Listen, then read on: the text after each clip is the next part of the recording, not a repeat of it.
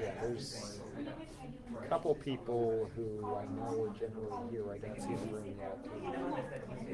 I have to rush across campus from 4:30 for a class that's supposed to end at 4:20, and we're walking here a few minutes late. But as you can see, you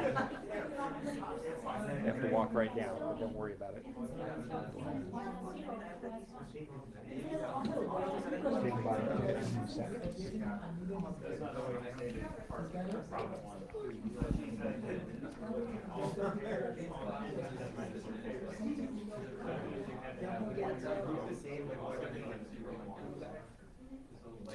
Okay. Hello.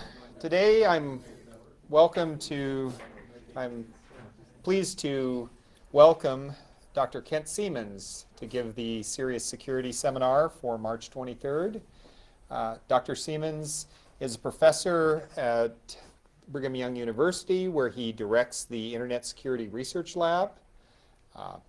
He actually started his academic career at Brigham Young as an undergrad, but this is, in a sense, coming home, close to home for him. He did his PhD work at the University of Illinois, working in computer security. After that, went to Pittsburgh, worked with IBM Research. I don't know, were you at TransArc before it became IBM? I was, yep. Yes, so with TransArc and IBM, and then moved from there back into academia and to Brigham Young. And actually, Dr. Siemens does a wide variety of work in security, ranging from trust negotiation to kind of internet security issues. But today he's going to talk to us about usable security and some issues in usable security. So, Dr. Siemens. Okay, thank you, Chris. It's a real pleasure for me to be here with you today. I gave a talk here about 10 years ago on trust negotiation, so it's good to be back. And I really look forward to telling you about some of the usable security work we've been doing in the research lab at BYU. This is a collaborative effort. I collaborate with Dr. Zappala, also in the department, and a number of students. Much of this work is from Scott Rudy as part of his PhD work, and a number of other students have made important contributions. The research in our lab is funded by NSF and a Google Faculty Award. Sandia also supports a number of our students. I want to spend the first part of the talk sort of introducing you to the field of usable security if you're not already familiar with it. And part of the goal I have here is, you know, if you're a system security person or someone interested in security, you might develop systems, you might evaluate systems. And I want to convince you in the next few minutes that you should care about usable security. And this is something that maybe you should pay attention to what that community is doing, or maybe involve that community in your own security efforts. So usable security is sort of where security meets HCI, or human-computer interaction. I mean, so many applications involve humans. Attackers try to exploit humans. And the thing I believe that distinguishes usable security from just traditional usability is this kind of the security issue, because security is usually not the primary task of the users, as hard as that is for us security folks to believe. But you know, users want to get jobs done, and security is important to them, but it's usually in the background, and that makes some of the usability issues different. And usable security, I think it brings together traditional security folks. I mean, I'm a systems security person who's moved into usable security, but also HCI folks have important contributions to make, and we're even collaborating more and more with people from the social sciences. So I think it's kind of the bringing together of these three communities. So security needs to be convenient, or people will bypass it. This is a fun picture that circulated in the usable security community a few years ago, and if you can notice it, there's a little gate here across this street. I have no idea why it's there, but as you can see, people are just sort of ignoring it. Well, that's what can happen in our systems. Gutman and Grieg made the following comment about 10 years ago. They said, we spent the 90s building and deploying security that wasn't really needed. And now that it's actually desirable, we're finding that nobody can use it. And in many ways, that statement is still true today. Don Norman said, the more secure you make something, the less secure it becomes. And what he was sort of hinting at, he said, you know, kind of a cynical comment is, geez, when we make our security systems so complex and so burdensome to users, they find ways, you know, to break that security, right? Turn it off or get around it somehow.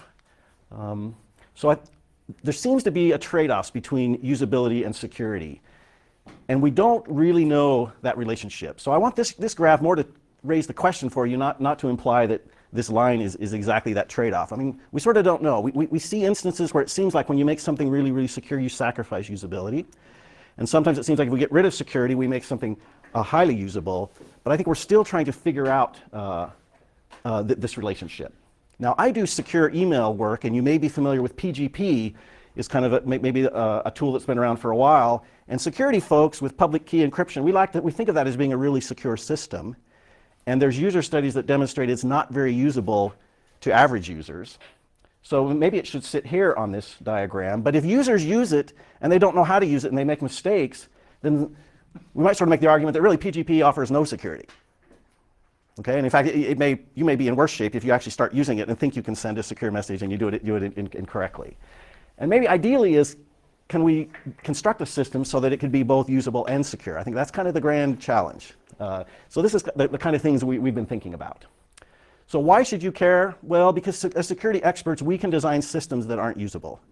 We have sort of ample evidence of that. And usability analysis, I believe, has kind of lagged behind security analysis. We have a lot of techniques and approaches we have to determining whether our systems are secure, and we often design systems and we evaluate security, and then we don't even think about usability. We sort of believe that new proposals, as we move forward, we think that the goal ought to be in the future that new systems, we shouldn't really even consider them seriously until they have both security and usability evaluations together. And we're not there yet as a community. I want to give you some examples. So, 10 years ago, there were some research in password managers, something called PWD hash and password multiplier. And these were published in top conferences done by really respected researchers. I mean, there's a lot of things I like about these systems. And in the case of PWD hash, they talked a little bit about usability in the paper. They brought in a few users and made some comments that it would be usable. But when someone came along later and did a formal evaluation and brought in a number of users, there was some pretty strong serious usability problems. Okay? Another case, in the password space, there's been lots of alternatives to passwords that we've been working on for a couple of decades. There's a paper called The Quest to Replace Passwords that I really recommend if you're interested in password authentication. And it goes through a lot of alternatives, biometrics, single sign-on, etc. And it does a heuristic evaluation of their security, usability, and deployability properties. And as we've been doing, some other work we did was in password authentication, and we really recognized that most of the systems on that chart had never had a usability evaluation done. And one of my students did a project where we took some systems and essentially did kind of a usability tournament to try to explore the usability. And again, we found a system that was published at a top HCI conference that's on paper seemed to be pretty good, but when we implemented it and actually used it, it got really poor feedback from users. So I want to convince you, we as security experts, we need more input from the usability experts. Here's just a list of some topics in security that the usability community has looked at, and if you go look in the literature, you can find examples on these topics. So that might interest some of you. I'm not going to talk about those today. I did want to introduce you to what do usability experts do when they evaluate a system. Here are some of the techniques that they use, and that we've used a few of these in our work. They use both qualitative and quantitative approaches. Very often you have to get an ethics board approval before you can work with users. Again, in the United States, universities require that. So here's some examples. A cognitive walkthrough, it's like a code review, except you bring in the system designers and some experts, and you look at an interface and you methodically walk through it step by step, asking yourselves some questions and kind of evaluating, thinking about from the user's point of view. And it's sort of a cheap thing that you can do early on into the design to identify some security issues. A heuristic evaluation is we'll come up with a set of heuristics, kind of best practices or rules, and then we'll evaluate a system according to these heuristics. Surveys are a common way, a nice way to kind of get a broad assessment from a lot of users. And today a lot of folks are using Amazon Mechanical Turk to quickly recruit people and do surveys.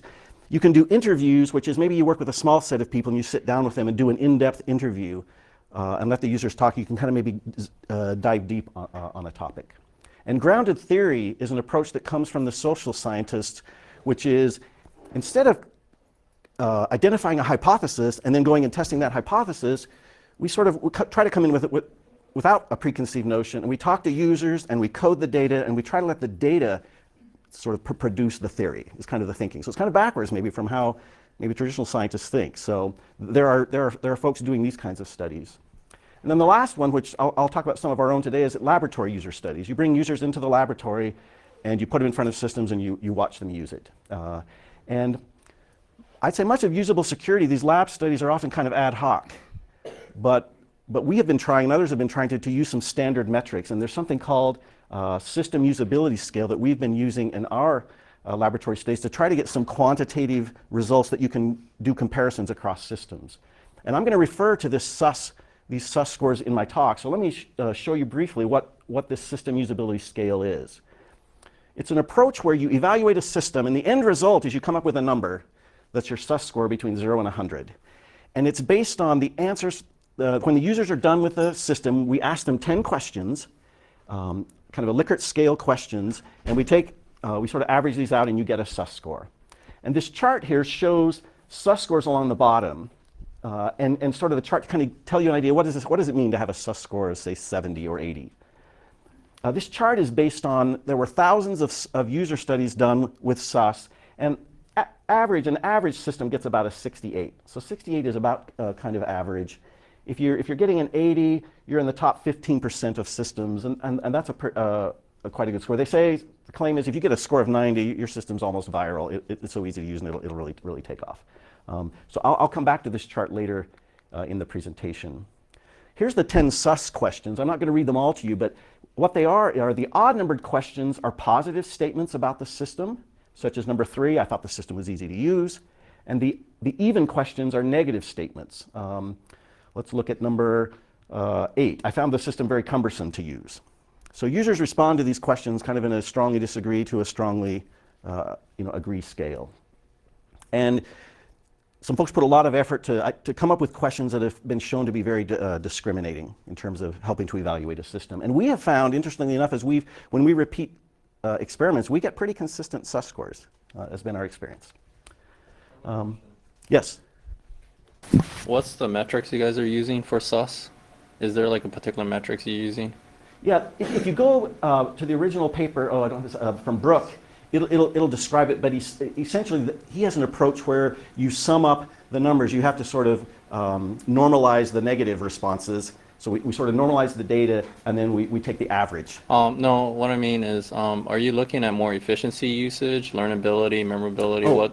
okay. I mean, that's what I meant, sorry. I see. Yep, now I understand your question. I mean, some of the your question was, is this memorability, efficiency? Yeah. Yes, SUS was created to sort of be independent of any application area. Okay. So people use this for all kinds of systems. Using a web browser, we've done it in secure email. So in some sense, you can use it for all kinds of systems, but it's usually a user sitting down and using a software system to complete some sort of the tasks, and then just responding about their experience. Is your end goal looking at adoptability? Like, do you want the students or whoever the users to adopt your product at the end of the day? Yeah, good questions. So in one sense, I'd say, yeah. Oh, the question is, are you looking to, is the goal, adoptability? I would say when we bring users in, there is no stated goal sort of that the user's aware of. In some sense, you might want to come and maybe study these 10 questions in more detail to sort of answer that. I mean, what's your goal? Oh, our goal. What's your goal? Oh, for our secure email, we want to design and create a system that users consider usable. Okay. And ideally, maybe it could be adopted, but adoptability isn't, as researchers, that's not our primary goal. Okay. But we feel that a usable system is really a desirable element if it is going to be adopted in practice. No, thank you very much. Yeah, thank you. Thanks for working with me on that. That's all I'm going to say sort of about the usable security area. If you're really interested in this, I just wanted to point out there's a conference called SOUPS that's been running for over a decade, and you can go there and see a lot of the current work that's coming out. And Garfinkel and Lipford produced a book called Usable Security in 2014, and it gives kind of a nice summary of the last decade of research, and they tell you what they see as some of the challenges. So that's kind of a nice reference for you. So I want to now sort of talk about secure email, because this is the application that we have been sort of applying usable security ideas and approaches to exploring. So let's talk about the security of email first briefly. I mean, SMTP, the email protocol, it wasn't designed with any security in mind. Okay, so it doesn't give us anything, connection level or sort of message properties. We can add TLS to the protocol, and that would secure the connections. Okay, so maybe between the email client and the mail servers, or even transferring between mail servers, but we still don't have any security guarantees at the message level. Now, DKIM is a protocol where we can digitally sign messages to give the messages integrity and authenticity. If you've heard of DKIM, when I send in a Gmail user, I send an email message, the Gmail will digitally sign that message, which kind of indicates that Gmail has authenticated me as a user, and they're sign that message, and others can validate that signature. Other email servers can validate it. Okay, so these are sort of in place, and they're kind of running maybe invisibly, that users don't even have to be aware that that's happening. The question has kind of been, how well is this working? Just this past year, 3 top conferences, 3 separate groups did some measurement studies where they went and looked at kind of the back end of how email is being transmitted on the internet, and did some studies to see how well that TLS and DKIM is working. And the results were sort of mixed. Okay, it turns out that in a lot of cases it's not turned on, or they saw a lot of incorrect configurations. I would say the major webmail providers are leading out on this, the Googles, Yahoos, and Hotmails, but so many other servers haven't incorporated this. Start TLS is kind of the protocol to get TLS running between our connections, but it's vulnerable to an active attack. It's kind of a best effort. Systems may try to send with TLS, but if the server doesn't respond, the mail must go through, so they'll just go ahead and send it in plain text. So if an attacker can interfere and force you to send it in plain text. And they found instances of where systems aren't even validating the certificate that's being presented, and so you can do impersonation attacks. DKIM, it's poorly implemented. It's not really clear what to do if a DKIM signature doesn't check out. Most of the time the mail's still delivered, maybe with a message to the user. So we're only sort of partly there. They also determined, in some countries, 7 countries has had 20% of mail sent to Gmail is purposely being sort of downgraded. Not sure who's doing that. So the system is still sort of partially there, and there's some challenges. So if I go back to that list, so maybe we're getting some of these properties in some cases, but it's still fragile. What about end-to-end security? Right? If Alice and Bob are communicating over email, if they would do end-to-end encryption, then they can get all of these properties at the message level. How would they do that? Well, we have PGP and SMIME, or the email encryption standards that have been around for many years. They're not in common use, but some people use them. There have been some usability studies done on PGP and SMIME. The first one was done in '99, this Why Johnny Can't Encrypt, and the general result is they're not very usable, and users usually struggle with the key management. They don't understand what it means to have a public and private key pair, and so when the interfaces expose some of these terms, users aren't confused unless they've been educated. There are email depots, or websites that will support secure email, and there's a broad mix of those. In many cases, it's hard to know whether you're really getting end-to-end encryption. Sometimes we're trusting those services. They either store the messages in plain text, or they can access the messages. So I want to say more. This Why Johnny Can't Encrypt paper that appeared, it's a well-known paper, and many consider it one of the seminal papers in usable security. And I want to give you this background. What happened is it was at CMU. They brought in 12 students. They talked to them. They were supposedly in a hypothetical political campaign scenario. Maybe this is in our election year. So they were supposed to imagine being on a political campaign, and they were supposed to send secure email. So they gave them PGP with an instruction manual, and their idea was, can you install it and set it up and start exchanging secure email with your coworkers? And the end result was really a disaster. It turned out only 3 of the users actually were able to send correctly secure email. Half the people couldn't even get the key pairs created and get things installed to even use secure email, and there were lots of mistakes related to key management.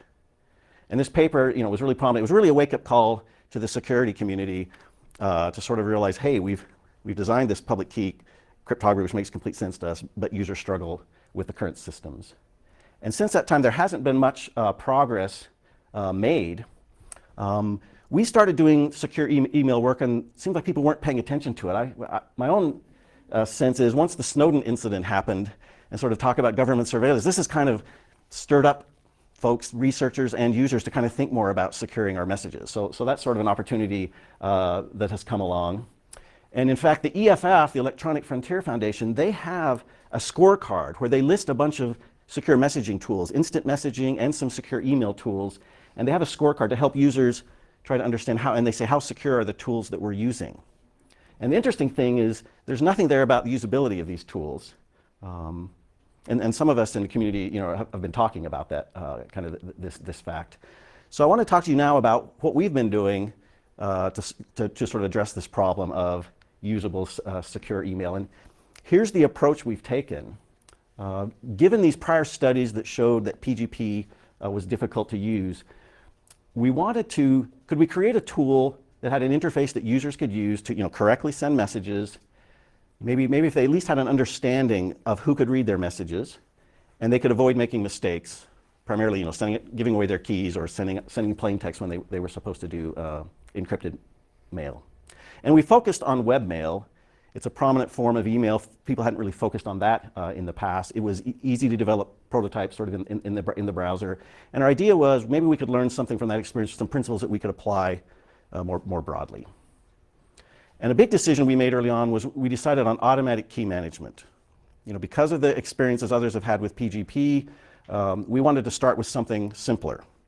Maybe arguably less secure, but our focus was strongly on usability, maybe willing to make some trade-offs with security. And I don't know if you're familiar with identity-based encryption. Let me just give you a couple of, a little background. This was proposed long ago. In the last couple of decades, there's been some practical ways to implement this idea. But the big difference between the traditional RSA public key crypto that I think you've all heard about is in IBE, your email address can serve as your public key. And the idea is Alice can send a message to Bob if she knows Bob's email address without Bob having done something in advance. Bob doesn't have to create a cryptographic key and share it with Alice first. Right? That's been a big sort of roadblock maybe to the adoption of secure email. And this is kind of an intriguing idea because it potentially breaks this chicken and egg problem of traditional public key cryptography. Right? We have the problem, I don't send encrypted email to people because I don't have their public keys, and they have no motivation to go get public keys because nobody's sending them email, and we're kind of at this impasse. The one caveat of identity-based encryption is that you trust a third-party key server to help to sort of is part of the equation. The third-party key server is going to hand out the private key to Bob after Bob receives the email. Okay, that's a big assumption. For some people, that's kind of unacceptable. Okay, but we wanted to explore if we get some help to automate the key management, can we create a usable system? That was sort of our starting point. So we've been developing a system called private webmail, or POEM. And the goal is we wanted to provide secure webmail for the popular webmail providers like Gmail. Could we get end-to-end encryption between Gmail users so that messages were protected in transit and they were encrypted at the webmail provider, so Gmail wouldn't be able to read my email. And incorporating IBE, the idea is could we make it really easy to start using secure email, okay, both for senders and receivers. And two of the big ideas we've worked on with our focus on usability is we have this idea of, which we refer to as a security overlay. And the idea is if I think of my web page, maybe my Gmail page or my Yahoo page, if there are portions, maybe the portions where I compose the body of the email, I'm going to leave the user with their familiar interface, but I'll overlay the compose window so that when they're entering their message, they're entering it into my overlay. And we're kind of using iframes. We're going to use the browser sandbox mode. So I enter my plain text. The overlay is going to encrypt the plain text and only put encrypted content on the Gmail page. Okay, that's the kind of the high-level idea. And we're going to have automatic key management going on behind the scenes so that users don't have to explicitly manage their keys. And with this kind of a framework, the basic idea is we've been focusing on design features, and we implement this feature, we do some usability evaluations to try to identify problems, and we've just sort of been iterating over a series of user studies. And what I want to do is talk to you about what are some of the lessons that we've learned. I don't have time to go through every study we've done, but I want to give you the high points. And maybe you could go read some of our papers if you want to get into some of the details. So the first things we've discovered as we've experimented with our system and others is users really like tight integration. This idea of providing secure email for, say for their Gmail client, users like that, as compared to moving and using a separate system for secure email, kind of in conjunction with Gmail. That may seem obvious, but we've experimented with this. And here's an example of a screenshot of a Gmail compose window, which our system overlays and sort of augments the Gmail interface. And we do this, it's implemented as either a browser extension or a bookmarklet. So you've got to install some software to get this operating. I want to say, so, whoops, let me back up. So this is what the system looks like. If Alice once I have the system installed, I type in my message and I can send an encrypted message. Now, what about when Bob receives the message? Okay, we think of two important parts to this initial message that Bob's going to receive. Say he hasn't taken any steps. Maybe Alice doesn't even have to tell him necessarily what he's doing. The first thing is we have a personalized greeting, which means the encrypted message comes, but there's a plain text part of the message that Bob can compose. And the idea here is Bob could put something there that gives some sort of context of what is this encrypted message and why should, or I'm sorry, Alice can send this, so why should Bob care about it? This would be some context such as, hey, remember when we met last week? Here's that document I promised to send you. So the idea would be these are people who know each other and have, there's some sort of reason for them to be communicating securely. Otherwise this could just look like spam. And in fact, we say it's kind of the principle of spear phishing kind of turned on its head to, can we use some context so that Alice or Bob can decide whether to trust this message. So along with the sort of these clear text greeting, every encrypted message comes along with some extra information that sort of, where if the receiver doesn't already have software to process the message, the user can see what this is. It'll say it's a POEM encrypted message, and here's where you can click this button to understand how to decrypt the message, which is essentially go to our website, install the plugin so you can decrypt the message.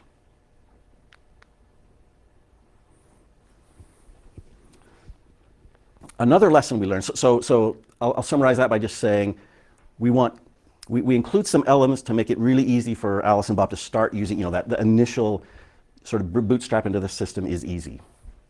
So yes. I have a question. Yes. So this initial part that you added, which was unencrypted. Yes. So in a way, it's also kind of a privacy issue here because that can give us the some information about the adversary, what is there in that message. Yes. No, there's a privacy issue, or it's an avenue for a mistake. So is it something that you started with, or you come across that during your evaluation that, no, we need that, and users were finding that to be helpful? Yeah, this is something we included partly because of our fear of the issue of why won't this just look like spam to a user, right? So it's something I would say this is something we believe that we need. We included it in our tool and included it in our user studies. So I would say, yeah, this is not something that was driven by user demand. This was sort of our design decision. Yes. So this is very different from that mailer that the company Voltage had, right? Well, Voltage is an identity-based encryption system. Well, and they had a mailer also. They had an email facility, didn't they? It's very different. I don't think it was integrated with Gmail. No, that's right. In fact, we did one of our user studies from a couple of years ago. We included Voltage in one of our studies. But yeah, they're using IDE, but it's not tightly integrated with Gmail. It was their own. It was their own system, or you could receive an email message that would direct you to the Voltage site, and you could log in and read your message.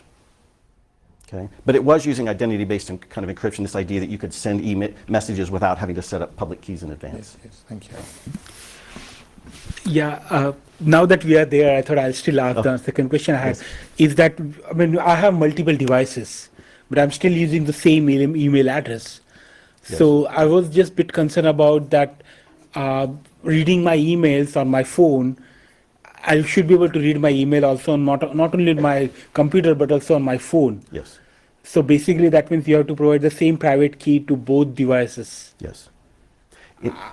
I don't know how the authentication is working on, but maybe I can hold off that question for later. I would say using bookmarklets, we can today use POEM on your phone if you have to read it in the context of a browser, which isn't as usable, I think, as the email clients that are written for phones. But yes, you could use it on your browser, and basically either device has to authenticate to the key server to receive their private key. And I'll talk about how we do that here in a little bit. So another theme we've experimented with is kind of this idea of hiding security details. I would say I was sort of the mindset when we started this project that that we would try to hide as many security details as possible because that's a good thing. We'll make it less complicated for the user. But it turns out along the ways we sort of had to change my ideas because we ended up making some things transparent and it caused problems. for instance, sometimes hiding some details, we ended up with a lack of trust, or people would make mistakes, or they didn't really understand what was going on. The system seemed so magical and automated, they didn't quite, believe or trust it. And we found that people were trusting other systems where some of these details were present. So I'll give you some examples here later in the talk about that. Oh, in fact, it's right here. So here's two cases. We tested our own system against Virtue, which is another kind of a web-based tool. They both use key escrow, and both systems, the way you authenticate to the key escrow server is through sort of an email-based authentication. Sort of like when you reset your passwords and you sort of prove that you own your email account. In the case of Virtue, they took the users right to the email message from the Virtue key server, and you sort of had to click on a link to say, yes, I own my email account. In our case, we automated that. We sort of did that authentication behind the scenes, since our tool is already running in the context of their email systems. We would just catch the message as it comes from the key server and process it automatically. So they both have equivalent security, but when users experienced both systems, they ended up, sort of from the qualitative results, they trusted the Virtue system, where they understood what was happening, whereas with the initial version of POEM, it seemed like no authentication was going on. And so it really caused us to reconsider, this extra step we thought we were doing the users a favor by not bothering them with, it turned out presented some problems in whether they would trust the system. That was unexpected, I think, when I first started thinking about this. Another thing that happened is kind of the issue of automatic versus manual encryption. In the process of testing some of our systems, automatic encryption is where, say we started with the Gmail, where you just push the Gmail send button and we would encrypt the message and send it off for you, all sort of transparently. There were other tools out there where you would have a separate tool, you would encrypt the message and then you could cut and paste it into Gmail. Okay? When we started out, I thought, the users do not want to go to a separate tool and cut and paste and do a send. The automatic is much better. But it turned out that users being able to see that process, again, we had a system, cases where they trusted the manual encryption more than they did the tool that was doing it automatically. And once this sort of appeared, we realized that there's some earlier work, Fall in SOUPS 2012, did kind of a Facebook encrypted system, and they talked about this issue of manual versus automatic and sort of raised this question. And we thought we saw really a more concrete example of it in the work that we did. And so this caused us to think more about this. What we ended up doing is, I think I'll use this as an example to say, one problem we've had is if you take two different email systems that have completely different interfaces and approaches, we did a test of them, and in one case, the manual encryption system seemed to be trusted more than the POEM system. And we thought, well, then maybe we better put manual encryption into POEM. But there were also some other factors. When we talked to users, there were other minor issues that came up, and it caused us to sort of think about, well, is the problem really related to manual encryption, or is it more subtle than this? And there's a problem here. When you test two systems, you can sort of say one system scored better than the other system, but being able to figure out, well, why it did is maybe a hard question to answer when the systems have lots of differences in their interfaces, in their warning messages and things like this. So what we tried to do at this point, and we're trying to do this more and more, is we took our POEM tool and we made some improvements for some of the things we noticed on tutorials and delayed encryption. I'll talk about that here in a minute. But so we made some subtle changes based on feedback, and then we implemented an automatic and a manual encryption version of POEM, so that users would try two different options with exactly the same interface, and the only difference would be the item that we were studying. So that it become a more proper A/B test. And once we had accounted for some other differences, it turned out automatic versus manual encryption, there wasn't a significant difference between the studies. And this sort of helped us learn a kind of important principle that in many cases we need to try to get to proper sort of A/B testing if we really want to study certain aspects of a system and really try to make a decision of what's usable or not. Comparing two different systems is very coarse-grained. So we've been kind of moving to try to do more fine-grained experiments. Here were some of the improvements we made to this POEM system based on our earliest studies. The first was tutorials. First, when you went to the website to install our tool, we put a nice short video. We made it very prominent on the web page. We hoped users would watch that video. It was short. If they watched that video, they should easily be able to do the system, and nobody watched the video. They all installed the extension and tried to go use it, and a few, if they got stuck, then they go back and look at the video. Okay, so we were disappointed about that. In our next in our current system, we don't have this tutorial on the website. We've taken the key elements from the tutorial and we've tried to integrate it right into the tool so that the first time you use the tool, it walks you through the steps and it'll give you some clear instructions. And we try to make it, sort of unobtrusive and as natural as we can. And it led to better understanding of the system, and users were paying attention to these details. We also made the UI design more clear. I said we first tried to do overlays, and we wanted to keep the user experience so that your Gmail page looked very much like your Gmail page. But if we made them too similar, the differences didn't stand out, and they might think, oh, I've turned on encryption, and they'll send their message, and whoops, they made a mistake. They didn't actually toggle the button to turn encryption on. So we made a clearer design where we highlight buttons. We changed the send message to say send encrypted and highlighted it to make it more distinct. And we made the overlay, a distinctly different color to try to help people have a clear notion of when I'm in encrypted mode and when I'm in not encrypted mode.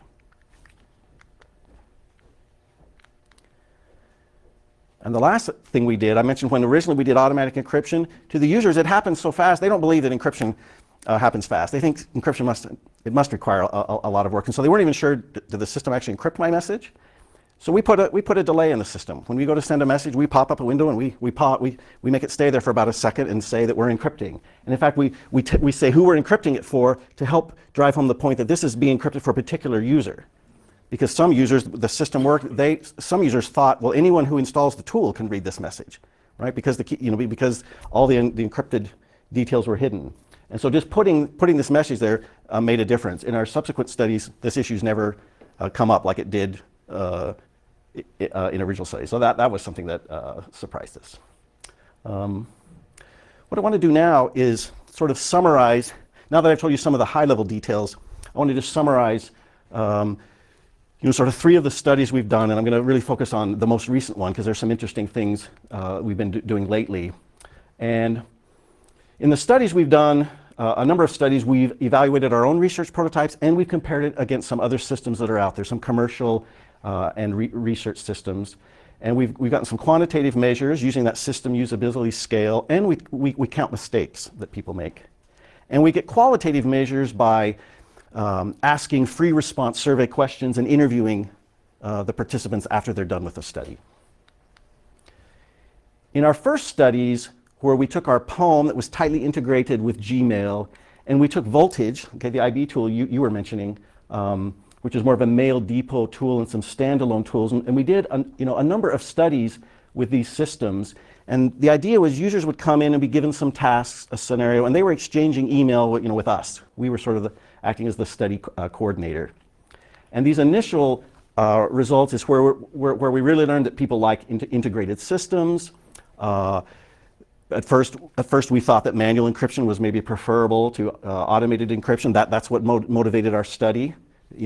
We first learned this on 2 very, very different tools, so then we wanted to do a more proper A/B test. And some other systems, in the case of Voltage or Encipher, they got pretty low sus scores. They had some confusing interfaces, and maybe in the case of Voltage, that's where, by comparison, people didn't like the idea of having to go to a mail depot to read their messages. When we did our second study, this is where we created the 2 variants of POEM and did a proper A/B test. The one thing we sort of expanded our task so that we were simulating a company sending me secure email, or sending me an email and requesting that maybe like during a hiring process I have to send back my information to be hired. And we also simulated sort of a grassroots adoption of, now that the user is using secure email, suppose they wanted to exchange a sensitive message with their spouse, what would they do to get someone else to return them a secure email message? And that was sort of our first attempt to sort of study what we're calling sort of grassroots adoption. And this was the test where we decided, no, there isn't a significant difference between manual and automated encryption once you account for other confounding factors. The POEM score here was an 80, which is the highest score we've seen on any the secure email tools we've explored. And one significant thing, in our early studies, about 10% of the users would make an error along the way, which is they'd forget to turn on, they thought encryption was on when it was not. With this latest system, that got cut down to 1%. So that was we saw a significant reduction. Here are a couple things we observed about our users that caused us to do something different in our next study.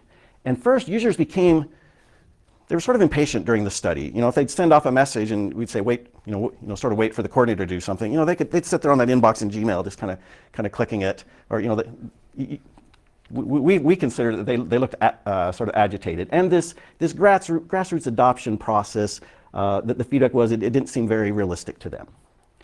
So here's what we've done on one of our most recent studies. I want to spend just a little more time on this study. This study is going to appear in the CHI conference, which is sort of the top HCI conference coming up here in a month. It's getting an honorable mention award. And there's a couple things we've done that are sort of that are novel that I want to highlight. And the primary thing is we did our user study in a very different way than anyone has done before. Is we went out and recruited pairs, 2 people. We asked 2 friends to come to our study. Because this email, the idea that 2 users would decide to use secure email and have to cooperate to send a message, we call this a 2-body problem. And so we thought, hey, it's inherently a 2-body problem. We got to bring in 2 people and see if they really can adopt secure email in a grassroots fashion. So we bring these friends in there. We still gave them a hypothetical scenario. We had sort of a scenario of you're helping your friend with taxes. So we're sending some financial information. We sort of based that scenario on it, surveying users of what they thought were some interesting uses for secure email that they would use. And so we brought them in and gave them these tasks. And so we put them in separate rooms. We told them they could phone each other. And one was given the task of sending a secure message. We didn't tell them that the study was about secure email. We recruited people and said, are you a Gmail user? And then we would put them in the room, and then we would basically give them the scenario and point them at the tool and just see what they could do on their own without any training from us. So we did a study, it's called a within subject studies, where we brought the users in and we initially wanted them to try 4 tools: our POEM tool, Tutanota, which is a mail depot tool, and Virtru, which is kind of an integrated mail depot hybrid. So we tried 3 different kinds of systems. One of them was a system we designed. And then we wanted to do a PGP tool. So Mailvelope is a Gmail extension to do PGP. It's touted as being usable.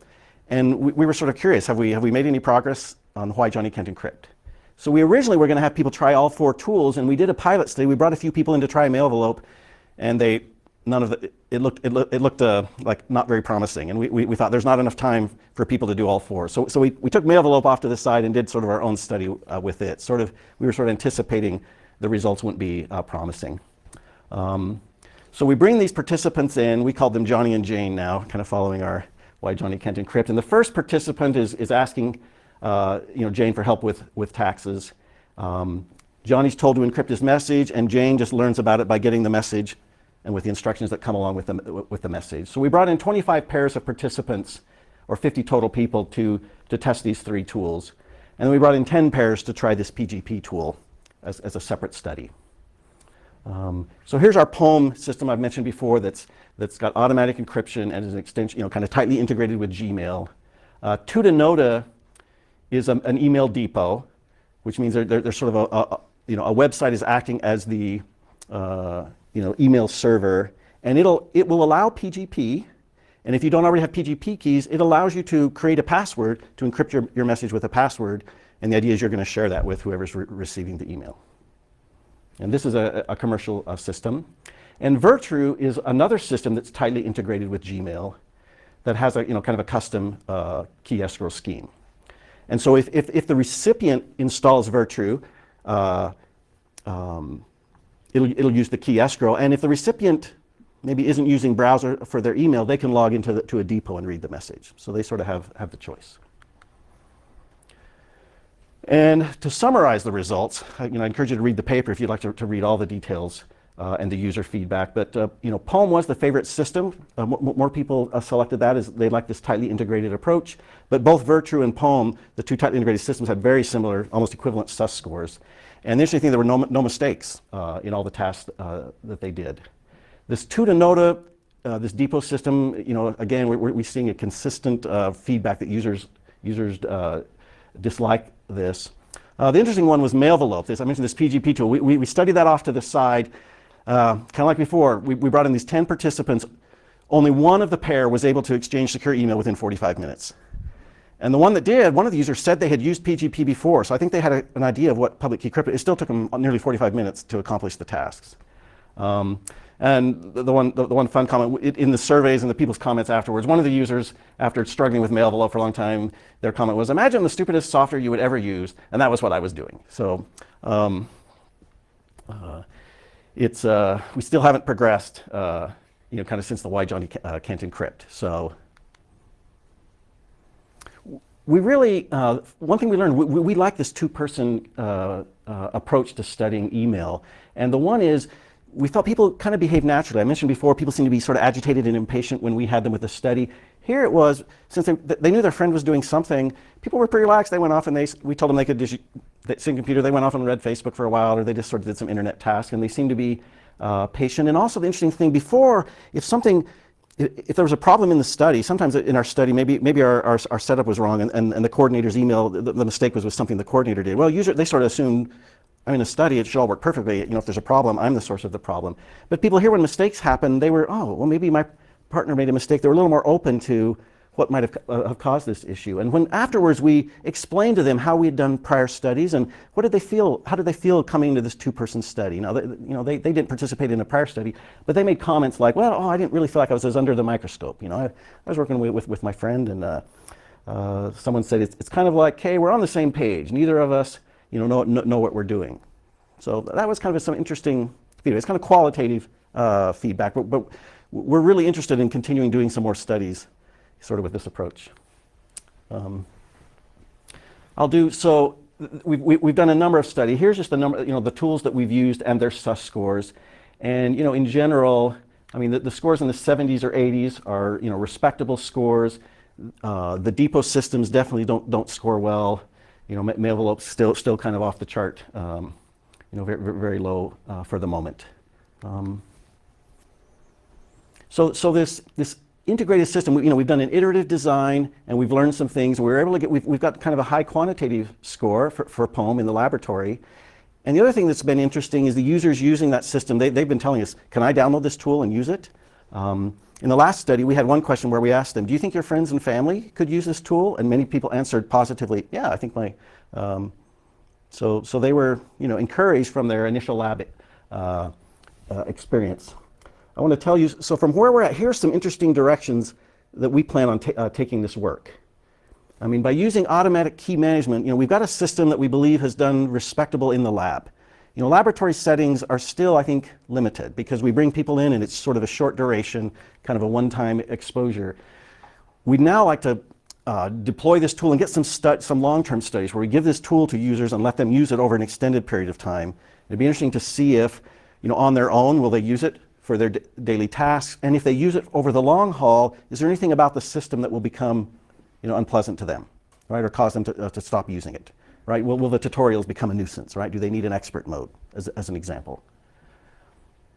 The other thing we've realized, by thinking more carefully about these A/B studies, we have an IBE-based system working pretty well, but we're now very curious about, can we get a PGP system working better if we take some of the lessons we've learned and maybe integrate it into Mail Envelope, as one example? Or what we're really going to do is we're going to take POEM. We've already made the key management framework sort of pluggable, and we'd like to take a single system and try an IBE system and maybe plug in PGP or even this password-based kind of encryption that some of the tools are doing. Put the key management options in a single tool and then do an A/B comparison. So we might really be able to draw some conclusions about what are the usability differences between these key management alternatives. Because if you do it between two separate tools, there's just too many confounding factors that can creep in. And so I'm hoping, in the next year I can come back to you. Can we create a more usable PGP, or is there just something inherent about that model that we're just never going to get there? I think we feel like we're sort of poised and in a good position to try to tackle that question and answer that. So that's sort of the overview. I don't know if you've got some other questions we can talk about. I'd be happy to answer. Well, if nobody else, I've got a couple. First, how do you handle like saving a copy of your own sent mail? Is that? Oh, yes. For our Gmail system, if you're composing a message in Gmail, it will save drafts. So that's one reason we have the security overlay. So once you're in the security overlay, we only put encrypted content onto the page. So if drafts are saved, it's the encrypted. In case of Poem, only encrypted drafts are saved. But if that's encrypting with the recipient's public key, we also, underneath we're encrypting the message with AES, and then you use the public key to encrypt the symmetric key. so We keep our own key and you do keep that permanently. permanently. Yep. Okay. Yes. So yep. Good question. Yes, so I wanted to ask, excellent, I really enjoyed it. I was more wanted to ask a security kind of a question. Sure. So when you provide these private keys for the decryption of the message to your thing, probably they're going to flow through the Gmail only, right? Because that's the authenticated medium, similar to the like password reset. Yes. So here I ask for the private key and I get a reply as a email on my Gmail account with the private key. But that message will be unencrypted, right? Because Yep. Okay. so still Gmail, in principle, if they decide, they can decrypt my message because. So the way we've implemented, let me say this: Gmail, I'll explain how we do it. The high-level idea is Gmail as a passive observer can't decrypt the message because we don't send the the decryption key in plain text. But because we're doing email authentication, Gmail as an active attacker could impersonate me and get the key server to give them a key. So I'll tell you, this is how it's done. When we go to authenticate to the key server, we're using a protocol that we published in one paper called SAW, sort of a simple authentication for the web. And the idea is this: I go to the key server through SSL to authenticate, and the key server is going to create a token and split it into two parts. They'll give one part to me over the SSL connection in my browser, and we'll email the other part. So what goes in the plain text email is sort of half of a secret. If I combine, and a passive observer getting that by itself can't do anything with it. If we go retrieve the message, when the message goes back, both tokens go back to the key server, and then we get the private key over an SSL connection with the key server. Okay. So we're using email-based authentication, which is it's a low barrier way to authenticate. It'll thwart a passive attacker the way we've done it, but if Gmail turned around and someone at Gmail wanted to run a session, they could be an active attacker. Yeah, I got what you're saying. So and then what you can do. So I'd say we chose that again. I mentioned how we were sort of doing security usability trade-offs. We sort of try to make it easier for the user, so there's no extra passwords or secrets the user has to know. We could start strengthening that authentication to the email server by creating a password at the email server, or doing two-factor authentication. You could ratchet up the authentication to an IBE server to improve the system, and then you'd be making some more security usability trade-offs. So in this sense, it's not Google that's really the attacker, it's DOJ subpoenaing Google that's... Yes, DOJ saying, Google, help us out here. You get the key. Yes. Yes. Yep. I had another, which was, there was something in a slide there that I didn't quite understand. Talked about the user interacting with the encrypted message. I'm just imagining, I want to make these edits to the encrypted, to the ciphertext. Yes, yep. I think... What sort of interaction? I mean, is that just seeing the ciphertext, or is there actually something else? Yeah, it was, I know which, I think this was back to the kind of manual versus automatic encryption. Let's see. Yeah, and optionally interact with the ciphertext. So yes, you were. The tool experiment, maybe at simple terms it would be that they get to see the message, but there was a tool we experimented with where it's a tool I'll take and I'll do encryption, and the ciphertext will be there, and then you have to cut and paste it into, say, Gmail if you want to send it through Gmail. So maybe instead of interact, think of, you can see the ciphertext, or you have to move it, cut and paste it. Okay. That's the interacting we're talking about. So, yeah. Which would seem low on the usability scale, high on the trust scale, but probably. Yeah, I mean, when the student first proposed this, I thought, that'll get terrible scores, and then I was really surprised when users didn't outright reject it. And that was where, in talking with it, they understood what was happening. Now, that'd be another one. They said that in the lab. That might be another one. If they had to actually do that regularly on a regular basis, they might feel different after a long-term study. But I was surprised by that laboratory result that users saw two variations, and they gave it similar. It had a nearly identical SUS score. So that actually kind of surprised me, and it made me start rethinking some of my earlier assumptions. I would say that's kind of one takeaway I would say from this, that coming at this problem from as a system security researcher, I made some assumptions what I thought users would do, and there were a number of instances where it surprised me, and that's just maybe just another indication that we have to sort of realize as security researchers we just can't predict and think that we know everything about users, and that's why it's so important to involve them, kind of in our system design and creation, because we're not going to get it right on every assumption we make. Well, are there any other? Well, I'd like to thank Dr. Siemens. Okay,